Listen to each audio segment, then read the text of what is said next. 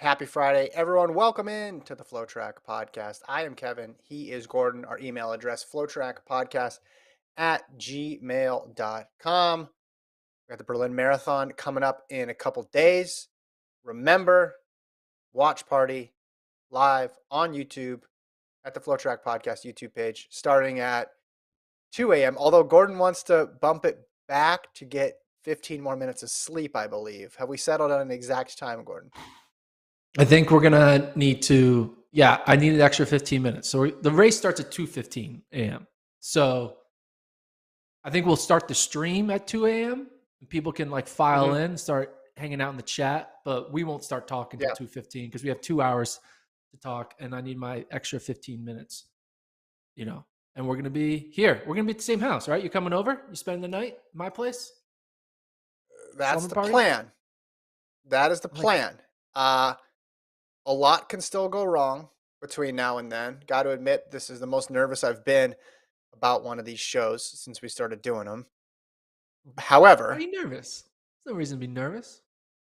not about sleeping at your. Well, I've heard rumors about the thermostat at your house, so that's a cause for a bit of a concern. But more Yeah. nervous about how well I'm going to hold up because the last one we did for Tokyo much earlier, when we did those ones, when I did that one for London though with Cahill when you weren't there, that was tough.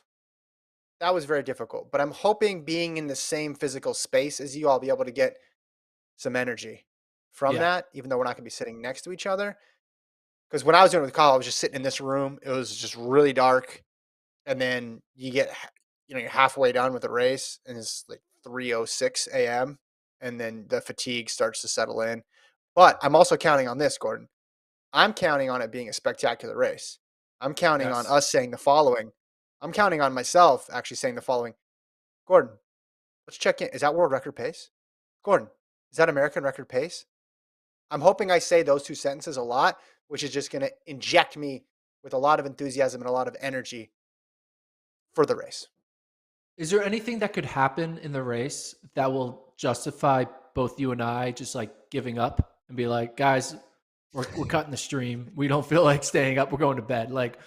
I guess you need Kira and Ilya to be going out and I'm out. 225 pace and 206 pace. Yeah. Yeah, I don't know. I'm going to the hard part is just is getting up, right? Once we're Yeah. there, I'm still going to be there because if there's something that happens that people are disappointed about, I want to talk about it, and I want to talk about it with people tuning in live. So I want to get through it all together. Um, Before we go any further, we are sponsored, Gordon. This show is brought to you by Goodr Sunglasses, purveyors of sunglasses made for anyone who enjoys putting your body through hell and back. They have all types of sunglasses for sprints, 5K, marathon, ultra, trail, and track, all for $25 or $35. The website is goodr.com. That's GOODR.com. $25, active sunglasses for anyone. They're all about creating fun, fashionable, and functional sunglasses that everyone can afford. No slip, no bounce, all polarized. Gordon, most importantly, all fun. Kevin, you know what the problem with sunglasses are? Three things. One, they're Hit expensive. me. So if you break them and lose them, you're losing out on money. They can get ugly Tough break. and they're over engineered. But the Goodr solution, which I have right here, check these out. Boom. Goodr solution. Whoa. They're affordable, stylish, all performance.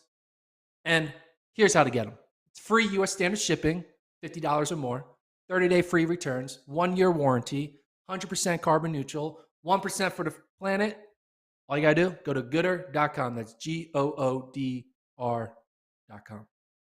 You like my sunglasses? Should I do the whole podcast with the shades on? For those of you who aren't watching, this is the slickest thing Gordon's ever done. He put the glasses on and then was able to get the headphones over it as well too. That was Yeah, pretty good. That was well executed. You did not rehearse that either. I did not. Also, we normally when you get an ad deal, right? They give you some swag. This is actually an own purchase. I purchased these You have it. before we even got the ad deal. That's how much I love Yeah. Goodr sunglasses. And I actually bought them before I even knew they wanted to sponsor the podcast. I'm a nice Very little good. little Very Mingo good. bag. I got black here. Black is always best. That's my suggestion. So if you're going to buy them, buy black. But if you want crazy Buy colors, they whichever. got those too. Yeah, they got everything. Yeah, and 25 or $35. Check them out. All right, let's discuss some news and notes. I think from Berlin. First of all, everybody wants to know about the conditions, so I think we need to check in one more time. Actually, who are we kidding? We're going to check in on race morning as well with Chief FloTrack podcast meteorological correspondent. It's Colt Joyce. Colt, you were optimistic about fast conditions for Sunday. Has Yeah. anything changed on all the radar? And I know you dig into these weather models pretty deeply. What have you been seeing out there in the German capital? Well, guys, honestly, it doesn't look all that much different from when we were talking before. Maybe a little bit warmer. We're looking at somewhere in the mid, like 50s. I know we were talking about it being a little bit cold in the morning, but still very small chance of rain. Still very low wind. I think we're gonna be fine. I think we're good. Keep that screen up, That's Colt. I don't know about you, but look at Monday, Tuesday, Wednesday, Thursday, Friday. It's a lot of rain, rain, rain, rain. very close to Yeah. that Sunday. You know, if I'm not sure how weather travels, if it travels towards present or away from present. I don't know how rain goes, but I'm getting kind of worried that Monday, Tuesday, Wednesday, Thursday, Friday, straight rain right there on the edge of Sunday. Hey, all that matters is Sunday. Now, Monday will matter for people's travel plans, but all that matters is Sunday. I remember being in the Boston Marathon, covering it the year of the crazy weather, and the day before it was bad. The day of it was just insane. Some of the worst weather I've ever been in, let alone for a race. And then the next morning, I woke up on the way to the airport, and it was perfect. And I just thought to myself, how much that changed the course of running. People's careers were altered because of the weather. You know, people dropped out of that race, right? You had the two big surprises. If the race was one day later, a couple days earlier, everything is different. Everything is different. The weather has such a large impact on these marathons. But right now, yeah, it is holding. It is looking good. I mean, Colt's almost predicting or projecting we're going to have record watch marathon weather, both American for Kira D'Amato and potentially for world record for Ilya Kipchoge. That's what that looks like to me. That's what it looks like. That's your analysis. Well, it's Colt's call, right? He's the guy who went to obviously school to study these things for many many years. Yeah. We don't have we don't have video of Colt's weather cave, but right now he's just surrounded by maps and stuff like Yeah. that. So I got 10 monitors, guys. very good. That's impressive. Just 10. Just 10. In the chat, if you're watching live, throw in some time predictions. What do you think? Men's winner? I'm assuming you think it's Kipchoge. Women's winner, if you think it's D'Amato, is she going to get the American record? Is Kipchoge going to get the world record? I want to know what you guys think. Also, if you think somebody else on the women's side, there should be someone we should look forward to. Look forward to watching. Let us know. I wrote the women's preview, put it up yesterday. D'Amato's a big favorite, Gordon. There's no other way to slice it than to say she is the big favorite just based on PR, but also past performance. She's been really consistent. There's a lot of other women in here who have been running marathons for a lot of years. So with them, you kind of have an idea of their range of performance. And it is in that 220, 221 range. Now, there are a couple people who are new to the scene here that you should look out for. But the vast majority of people in that top tier against D'Amato, on a good day, if they have their good day and D'Amato has her good day, D'Amato should beat them. That's the way this field breaks down. So we talked a lot about D'Amato on the Burning Questions podcast, and we're trying to think like, what are we going to do on this podcast? And we're ultimately trying to re-preview our preview. But the start list came out. Did you see who's on the start list? I believe you're referring to Dina Castor at the bottom. I am. Yeah, I think that's awesome.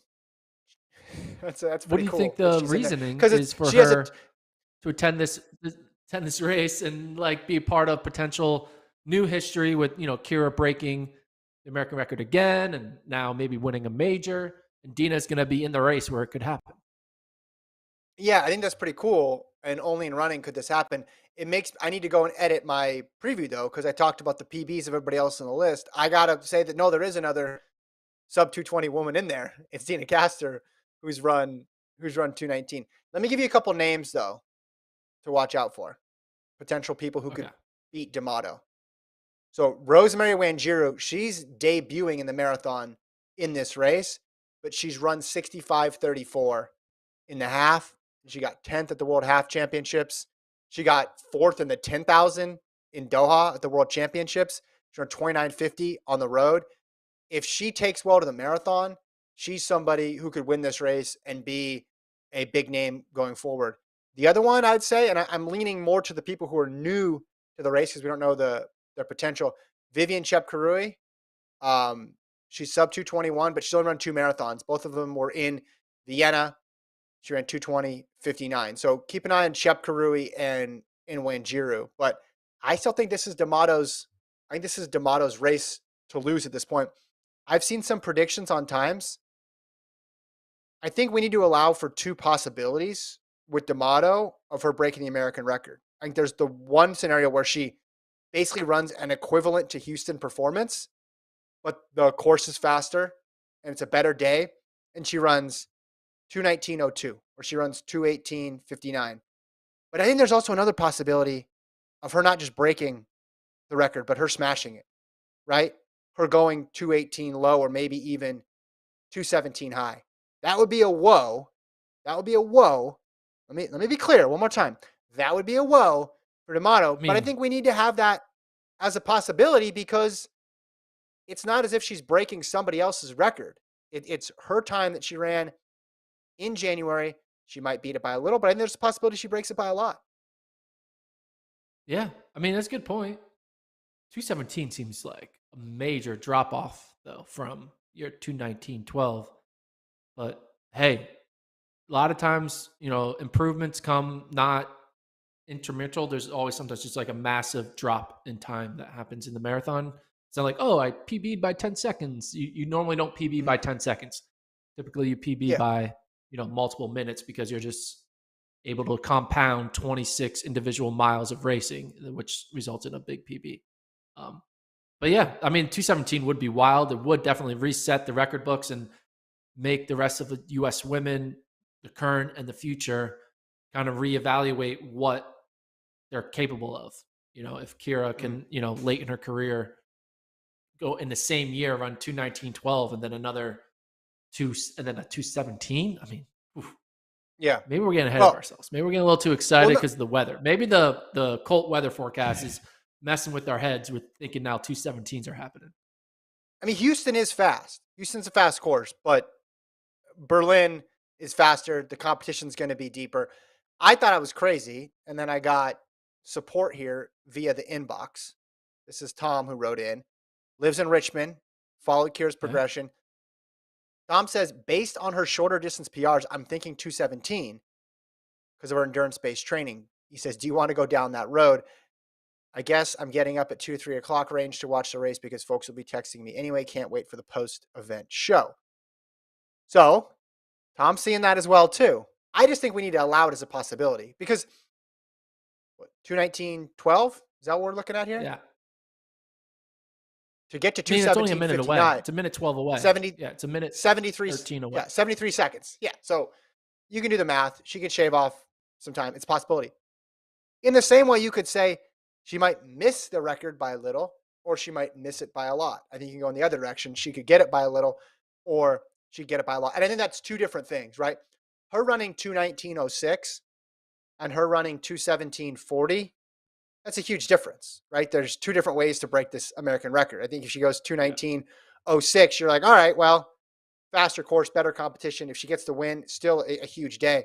But then if you're going into the 217s or going 218 low, I think you're entering a different stratosphere as it pertains to the women's marathon globally right now. So don't just look for if she breaks it. Obviously, look a little bit deeper. It's not just if she breaks it, it's by how much. Is there any wager we can do here?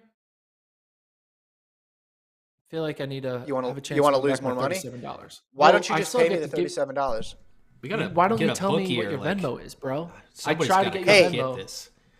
here's what I should do, Gordon. Because What? as you know, I have a new weekly expense. I'm not going to get into it here, but I have a new weekly expense in my life.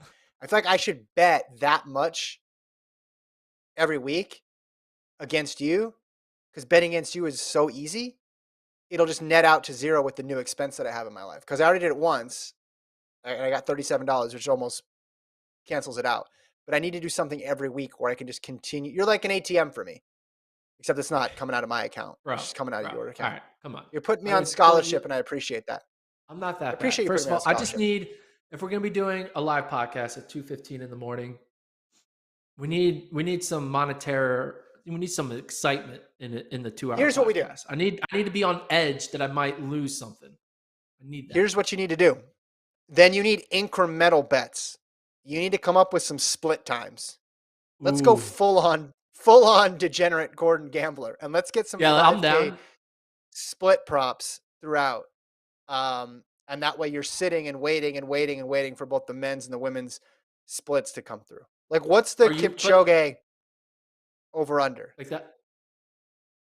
for Like his halfway? first 5K. I'll do first 5K, half marathon split, final mile that he runs.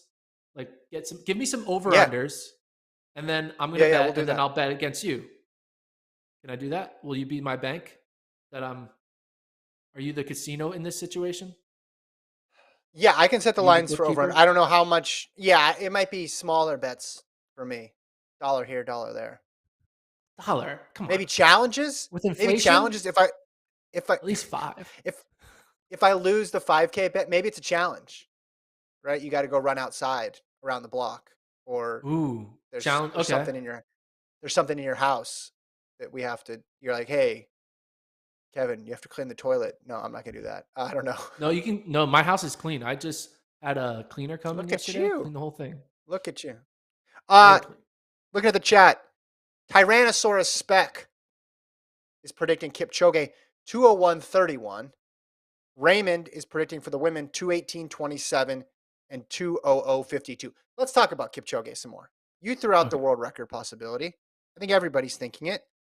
But then we got word they're going to have a world record line during the broadcast. Why do you think that is, Gordon? Why is that? What's going on with the world record line? Because he thinks because they're expecting a world record pace. Why have a line if you're not going to run near the line, right? Okay. That's what I think. That's what I think. That's the inference I made. That's what I think Big is going Brian Dead on. Horse. I don't think, yeah, people can see my expression. I was just going for a really old reference there. I think they at least consulted with him or his group. They Yeah. didn't just decide, and you wouldn't blame them for doing it anyway, because, like, hey, he runs fast all the time. Let's just assume he's going to keep running fast. But I also think if he was going to run, if they said, hey, he's going to just go out there and run 204, they wouldn't do this. So we're hopefully going to see that world record line throughout the race, which I think is exciting. I don't think he's going to have much competition after 30K, unless Adola really comes to play. You know, we get the Adola from last year, but even better, or we get the Adola from several years ago when he was able to lead Kipchoge in the final K. He's the one who has the capability to do it. But as always, it's Kipchoge's a show. This is why you get up early. You get up early to watch Kipchoge. Yeah. I mean, it's very early. It's 2:15 a.m. Again, I'm not to make this podcast about our future. We're not previewing our podcast. We're previewing a race, but I feel like I know. I feel like I have the same butterflies that these elite athletes are You having. nervous? I'm Yeah. nervous. I'm nervous about having to talk for 2 hours at 2 o'clock in the morning. I think you were right before. And I think that just cements it. The reason you go to Berlin is to try to run fast.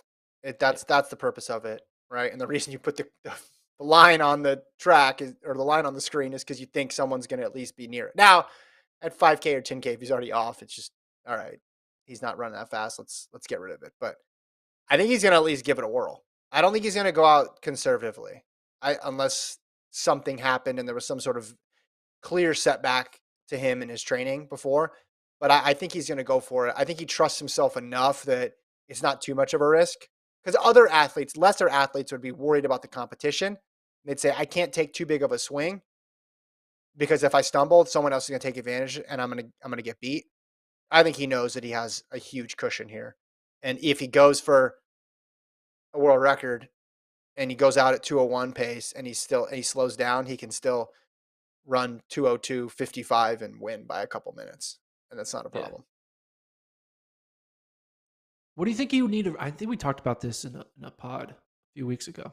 How fast would he need to run to win Athlete of the Year? Well, before I said world record, but now I'm sort of walking that back just because you're saying 50%. My 27%, I think people thought that was too low. And by people, I mean a couple people I talked to. I wasn't getting a ton of feedback on that one. Not gonna lie, it wasn't like I didn't like go to Starbucks and had people 27%. Why are you doubting the goat, idiot? Here's your pumpkin spice latte. That didn't happen. That was not an interaction that happened. But I mean, we all agree it's Mondo, right? So what do you do to have a better season than Mondo? You're a marathoner. You only get to compete, tops 3 times. Honestly, I don't think he's gonna get it because I mean, I if he don't ran think there's. 159, he would get it. If he ran He 159, should. He should. But then you look at the tables. Someone in the other pod, I got the email somewhere. Someone looked it up, like what he'd have to run to have an equivalent time in the tables to Mondo. It's like insanely fast. It is like a 159. Let me try to find um this while you that's not talk. fair. Tables are not real. Tables are fake. Tables, yeah. Tables Well, aren't. that's They're, what. they're like birds. They're not real. And why is she? What's the deal with the tables, right, Colt? Yeah, what's the deal with the tables? So were you finding out what the table's saying? I'm trying to kill time for your table take. Let's do another Yeah, ad I read. was doing it. I was Let's give I Goodr was one doing more a ad read. Check I was this doing a out with reference these for Colt there, but you sunglasses. stepped all over it. I can't put them on with All the right. sun with the thing. I want to do Okay. podcasts in sunglasses. I feel more Please don't. thoughtful and powerful with sunglasses on. What do you think? No, I'll take them off. Okay. Anyway, This what did the table is say? courtesy of our friend Marshall. He has 1455 for his Tokyo victory. So Mondo's at 1601 right now on points. Is that right? Yeah. I can do this quickly for you. Kipchoge could break 2 and only get 1503. And then you'd have to average that with a 1455. So basically, he could break 2 and still not, in terms of points, surpass Mondo. Hey, what's the pole vault world record right now? 620. 621, right? Yeah. 621 is 1324. Yeah. 1324 for the marathon is 201.13. Yeah, but on rankings, aren't you're averaging series of performances, right? Well, I don't care about rankings. I'm just talking about like Oh, you're talking about singular, points, like the singular performance. Oh, okay, yeah, okay. He was yeah, talking about yeah, to get ranked no. number 1. Oh no, I don't care about ranking. I'm talking about a 621 pole vault is Yeah, 1,324 points. A 201.13 is 1,324 points. gotcha. All right. Well, to me, if he breaks the world record, we should at least have the conversation about it. I think he would move up to number. It's sort of an all or nothing situation, or a top 2 or nothing situation. Because if he runs slower than the world record, I don't think people are going to put him in the top 5, which is a shame. But you get to that level, especially when you're running the marathon, and you're only making 2 appearances a year. As good as you are, people kind of just see it as a track award, Yeah, which they shouldn't. that's true. They obviously shouldn't, because unless you want to make separate road, marathoner of the year award, in which case Kipchoge's won the last 8 of them. So, So you wrote the preview for the men's and women's races. Obviously, it's all about Kira and all about Kipchoge. Who should we keep an eye on to? I know it's not going to happen, but if it did, who are like the top 3 candidates for shocking the world and beating Kipchoge? So, for Kipchoge, that's a tougher one. I mean, I really only see one. I see Adola. Even when you look at some of the debutantes here, okay, this person's run a fast half marathon. There's nobody who says, "Oh, I can run 202, 203 my first time out in Berlin." Is there a possibility? Sure, but nobody jumps off the page. After Adola, you have Germe Gebrselassie, who's won a world title. He's won a major in New York City, but he's struggled recently. Again, he would need to have a huge reversal in his performance to get up there. I just I think of it like this, Gordon. What's the slowest Kipchoge could go? To me, it's like 204, unless something goes horribly wrong. On that course, I don't see him going any slower than 204 flat, and that would be That's an wild. off day His from him. basement is 204. Yeah, he has a very nice basement, finished basement. He's got several TVs. He's probably Yes, got good Pac-Man, pool table. hardwood floors, Yeah, like yeah, neon lights that like for like yeah, movie theater yeah. look. Oh, he's It got has like movie. He's very got the like seating. good like posters, like old like movie posters that are like limited edition. Hmm. It's like the original Yeah, Batman movie poster, like Tim Burton Ins- Batman. it, it, it's insulated too, so it's not getting too cold. It's not getting too hot. Like Yeah, it's a sweet basement. Kipchoge. it It has is like a a basement. sauna, It's better than the rest of the house. I mean, the house is has a great too, pinball but machine. this. Oh yeah, definitely pinball. He's a pinball wizard. So then you got to ask yourself, if that's his basement, who else can even get to 204? And that's just, to me, it's just Adola at that point. Yeah, Adola ran slower last year in winning the race, but he won the race, so you're not going to knock him on that. And he's run 203.46, but that was the Kipchoge race. That was when he beat him. Nobody else really gives you any sort of confidence they could run that fast. You have a lot of 205 and 206 runners. This thing is built around Kipchoge. On the women's side, the 2 names I mentioned before, Rosemary Wanjiru, I think look out for her. She is a debutante that could be really good, and Vivian Chepkarui, who's run 2 marathons only, both of them in Vienna, and won both of them. The other set of women there, they've run enough to where you kind of have a good idea of what their potential is. So they could absolutely win, but it would require, I think, D'Amato also having an off day, right? And that's yeah, kind of the way I look at it. Is if everybody runs around what they've run in the past, who comes out on top? I think it would be D'Amato, but then you do have those 2 wild cards with the people who we haven't really seen their full marathon potential, and in the case of Wanjiru, haven't seen her marathon potential really at all. yeah. I gave you a lot of info that you weren't ready for all that insight, were I you? wasn't. No, I Yeah, don't think our I'm a listeners pro. were either. I'm a pro, You're Gordon. great at This your is my job, first Kevin. marathon. You Thank you, need man. this is it? I It's dove but in. it is. I dove in head first. Again, I don't just write live blogs. I can write previews too. I can do podcasts. 5 tool player. Triple threat. Okay. Thank you, Colt. Appreciate it. You as well. Gordon, there was some news last time that we teased, but you didn't get to finish talking about. Do you want to talk about that? I got to get a charger for my computer, so maybe we go full screen, Gordon. Or I'm not Gordon, gonna why talk don't about you that news. talk? I'm gonna talk Oh, about different news. So there was what are a you talking race about? today. There was a cross country Okay, race you today. talk about that. Full screen, And Gordon. Go. put in the rundown. Cool. I put at the top of the rundown. Um, the battle in Beantown. It's a cross country race. I think Virginia was there. They're probably the only notable team that ran, but Virginia has a notable runner. His name is Gary Martin. You guys know him, sub 4 miler. He finished 17th place in the race. He was the number 1, 2, 3, 4, 5, 6, 7, 8, ninth runner for Virginia. And this is kind of like a little eye opening, right? Because it makes you think about, you see these other freshmen like Will Anthony and Justin Watchell. I haven't heard of these guys. Sorry if I should know who you are, but Gary Martin's like, the marquee stud recruit. But when it comes to running at the 8K level and then ultimately a 10K, he's not up there with the best of the best. And it makes you think of what we should expect from true freshmen this year.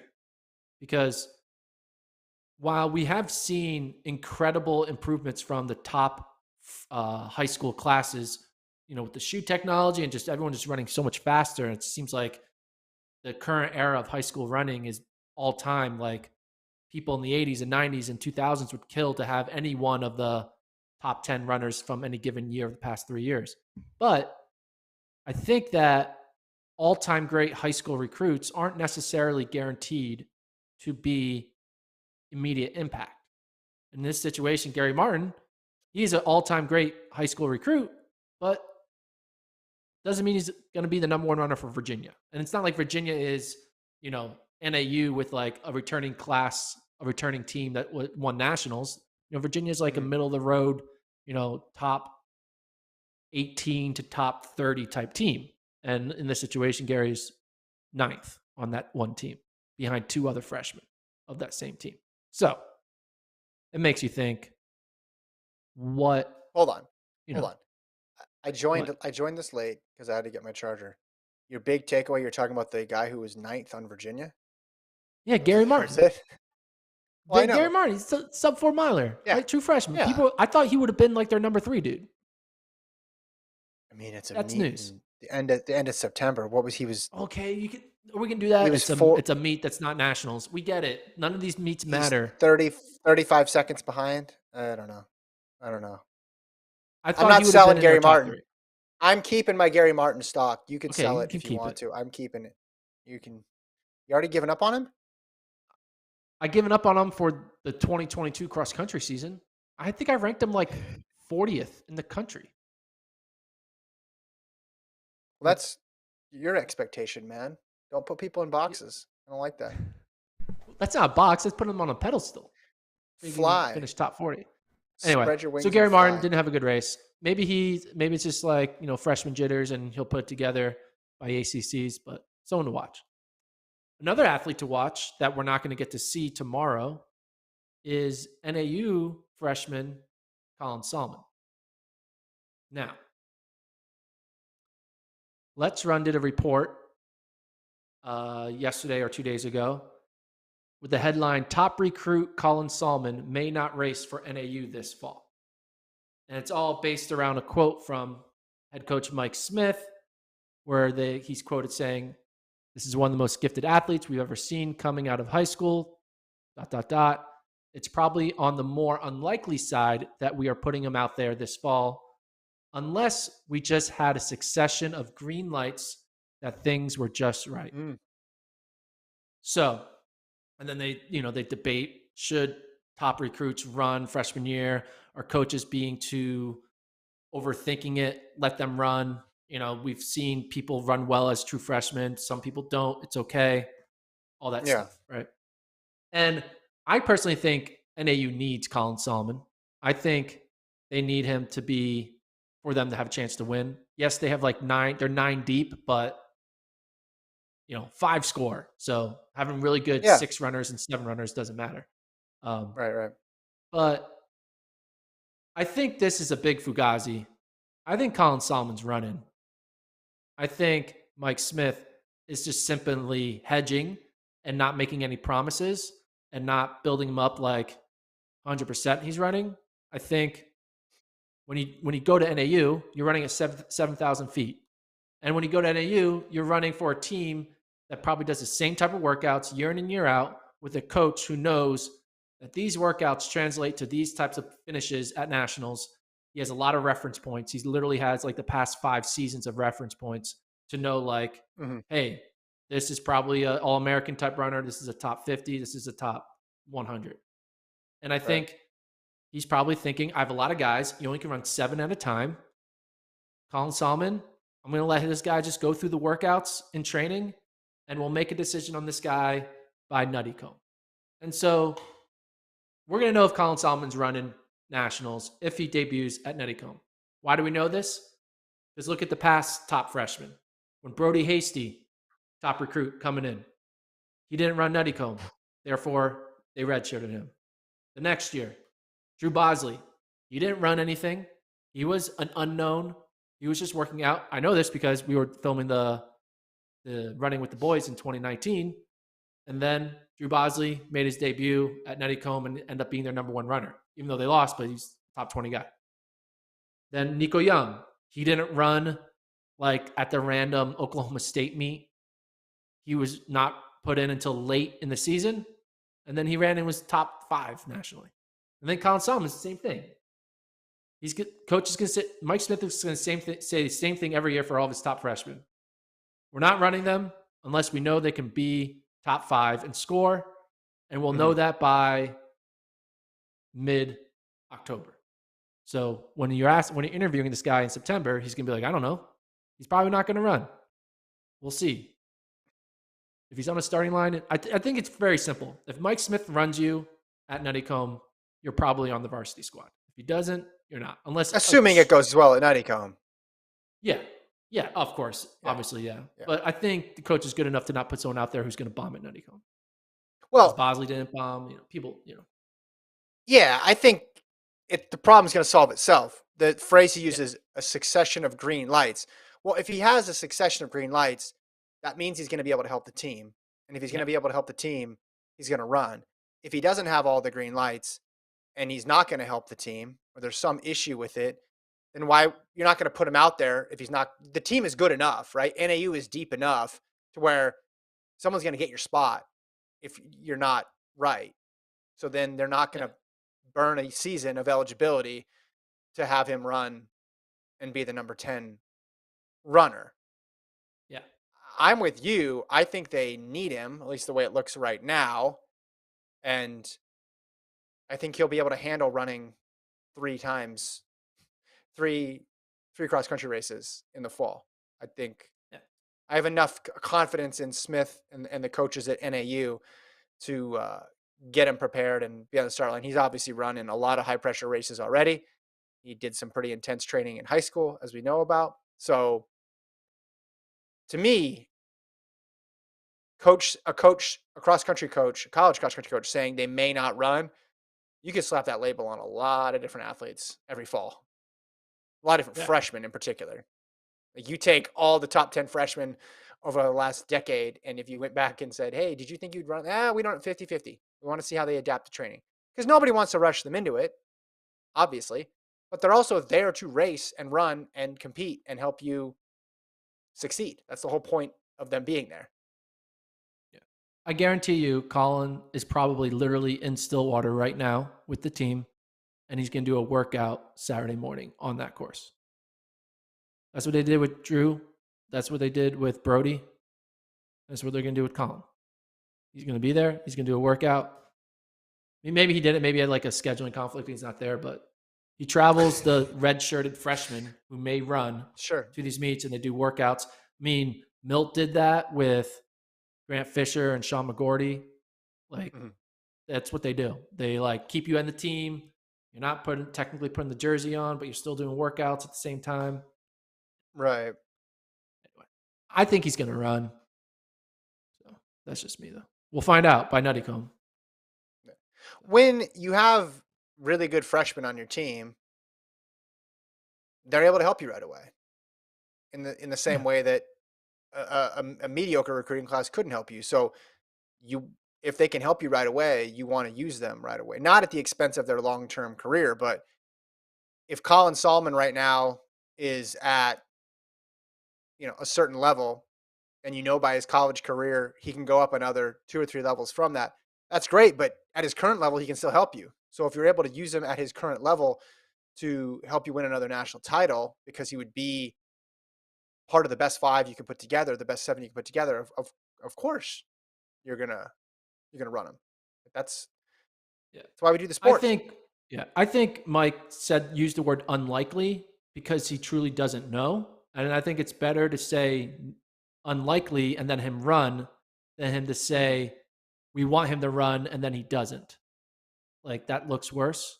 It's better to go from not running to running than going from, we're going to run you to not running. Because then it's like, oh, why not? Is he not good enough? Is he hurt? And then it becomes all this thing. Yeah. But I think the real answer is, I don't know.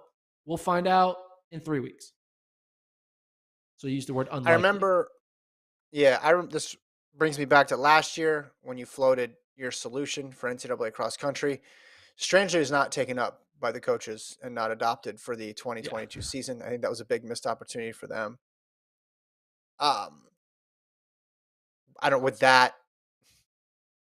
Do you think if we did have that sort of system and the Cliff Notes version of it, right, is basically would just force teams to compete earlier. So you'd have to show Yeah. your hand. Now, the really good teams could still play some games because they could qualify with people who are lesser runners, but it is this Solomon's a big deal. Solomon's, Yeah. how fast he ran indoors and outdoors last year, what he did in the cross country course, and just his status being TBD. And we're how many weeks from nationals? Yeah. Stupid. We're Seven, 2 months away. 7 weeks. Yeah, it's just Yeah. it makes it tough as a fan to follow like what's going on. I agree. But Anyway, I think he's going to run. I think there's a 60% chance he runs. 60%, so more than Kipchoge world record odds there, guys. Yeah. I think we're more likely to see Colin Solomon run than a world record.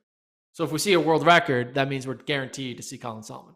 So Man, NAU, too bad. Mike Smith is watching that and be like, Yeah, it's too bad He's done fake Nuttycombe design. isn't. If Nuttycombe was this weekend, that'd have been a sick parlay. A Kipchoge, yeah, Colin Solomon start parlay. That'd be pretty good. I like that. That would be good. I don't know where that's available, but you can try to find that somewhere. Another prediction in the chat. KNY Kipchoge 201.16. Well, so far everybody of the three who've made predictions, they've all predicted world record. Dustin in the chat, who's a member, thanks for being a member. Remember, you can be a member, just $5. Hit that join button down there.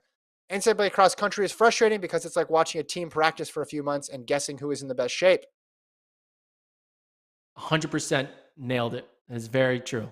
That's all. We're watching glorified practices. None of it matters. Even regionals is a practice because the NCAA champion last year did not even run regionals. Whitney Orton. No, it wasn't Whitney Orton.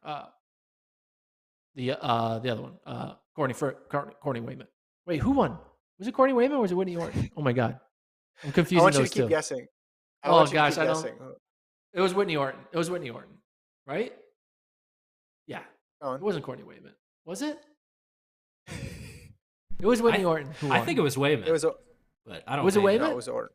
Oh no, it was Orton. Okay, I'm making you look good, Gordon. Well, Orton didn't run the regional qualifier and won nationals. Correct. Yeah. So like, clearly nothing matters. And you had a solution, but it was ignored. It was ignored.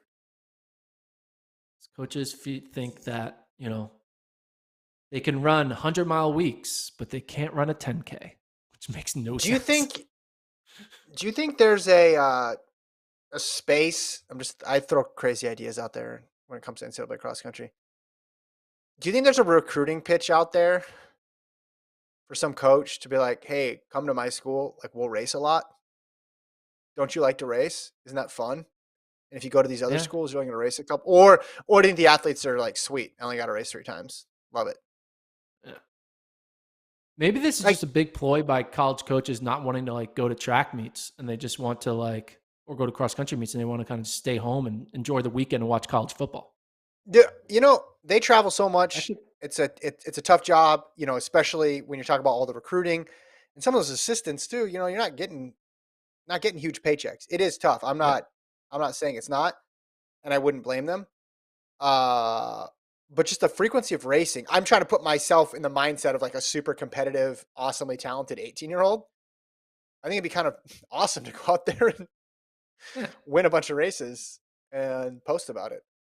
That's what I would spend my time. 50% of my time would be winning races. 50% of my time would be posting. Actually, I'd have to study too. So let's break that into thirds: posting, winning, studying. That's how my time would be devoted. But NAU ran at a meet last week or 2 weeks ago. Yeah. They could have ran their A squad. Yeah. All those guys were running that exact day, just happened to be doing a workout that day instead of a race. They could have done the race and then added more at the end to make it a workout. But they're just overthinking it. It's I weird. Think the Nico pendulum Young really would swings. still finish top 3 at nationals if he ran in a September 17th meet versus not running a September 17th meet. The exact I same think result part would of it, happen. but see how much of it is conservation and how of energy and not wanting to risk things, and how much of it is just gamesmanship and everybody is following everybody else. So, oh, they didn't run their top team, we're not going to run our top team.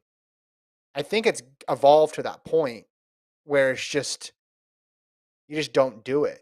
It's become a tradition to not run Yeah, your best people. Didn't I just Mance don't. like Mance was it last year he ran like 5 or 6 times?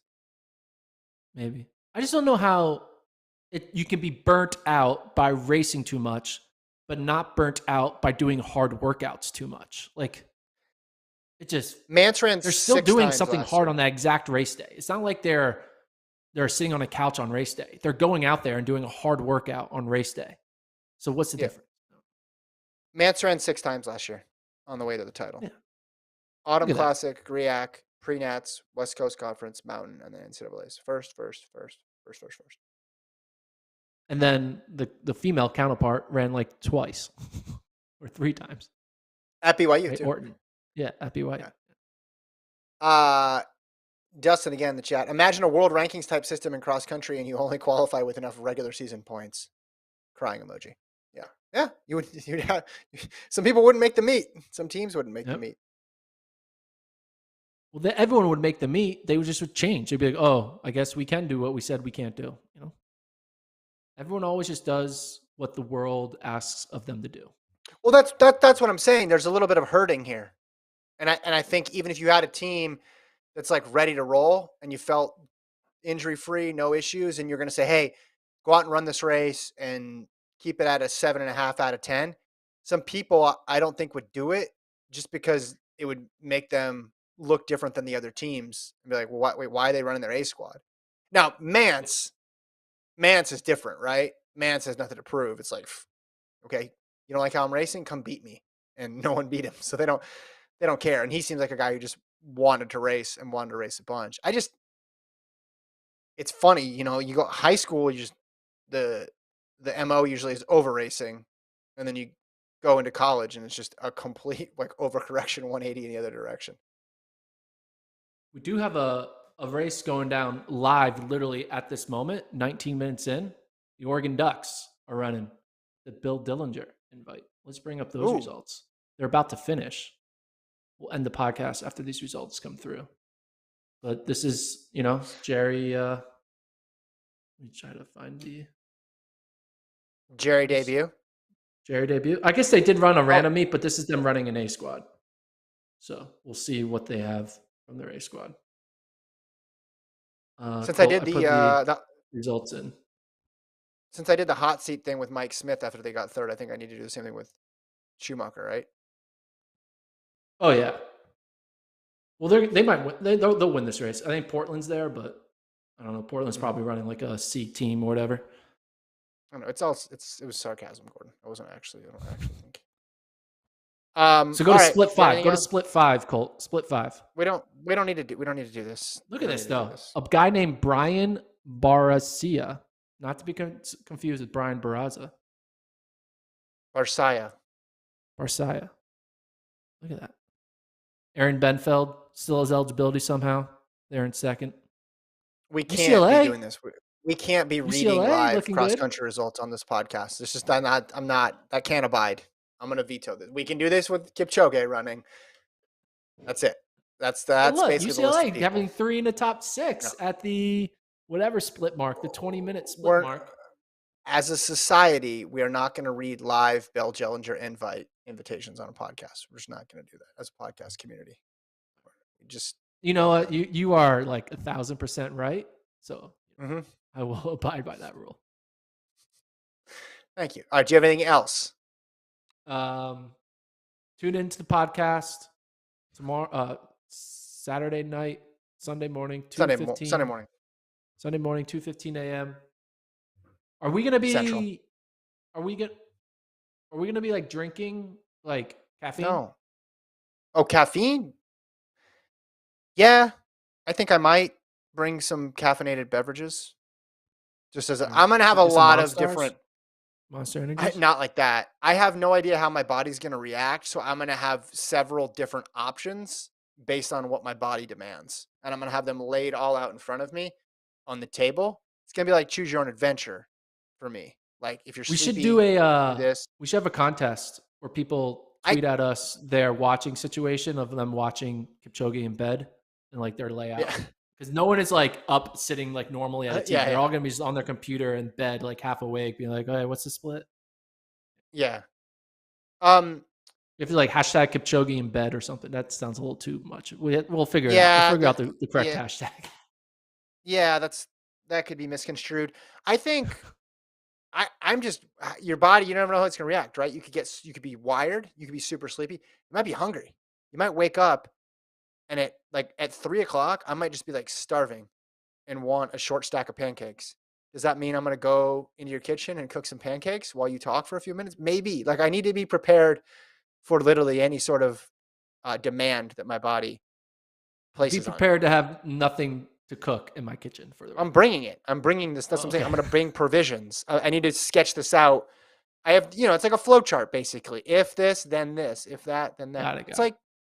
like, like an NCAA cross country season. You got to have a lot of backup plans and backup to the backup plans. Because I don't want to be at the 25K mark and all of a sudden I need like a cheeseburger. Like, I don't want that to happen, right? Or I'm tired. You know what? Or I go, maybe I get too much caffeine in me, and by 12K I'm just screaming into this microphone, right? We also have to entertain the possibility Colt falls asleep. Yes, What do we do that is a then? big possibility. Yeah. Can we I turn think off Colt plans on like going to this sleep. stream on our I think own? Colt's gonna realize I don't need to change the camera feed. We're just keep it up. Set a timer for 2 hours. Call it there. This might be the first time Colt could literally get paid to just take us to sleep. Just turn it on and go to sleep for 2 hours. Set an alarm. Hey, he earned it. He earned it getting up that early. I may have misconstrued our audience's love for cross country, Gordon, because in the chat, Matthew says, as a society, you will read those results live. Dustin says the world asks you to read the results verbatim for the next 45 minutes. Thomas says the leader from Washington State just ran a 2:57 last K. He's dying. Okay, so let's You bring don't that even up. know your own audience, Kevin. You don't know your I own know. I audience. feel bad. I feel bad. This is the true believers here. So how close are we to Aaron the end? Benfeld Aaron won. Benfeld. Oh, it's over. This is it. It's over. Okay, Yeah, there this are is the it. results. Benfeld, Strangio, Peliquin, McIntosh, McMahon. Wait, did Oregon win? 1, 2, 3, 4. I Oh, mean, go Strangio's to team. Click unattached. on team. On the up. Yeah, right, click on team. Ooh, Yeah, Oregon 33. 33, UCLA 53. UCLA had a good run. I mean, Portland, they're like a top 10 team in my opinion. They But didn't run Strangio is everyone, but unattached. Strangio is yeah. unattached. You put them So in there. I think he's a little bit better. Well, go back to the the new go back to the result. Yeah. go back to the All team, right. the Go back. individual. See, now you're intrigued. Well, I'm playing along for the audience. There you guys go. Thomas says, "Hey Kevin, you ever heard of DoorDash?" Yeah, I don't want to spend a ton of money, and again, I don't know what it's going to be.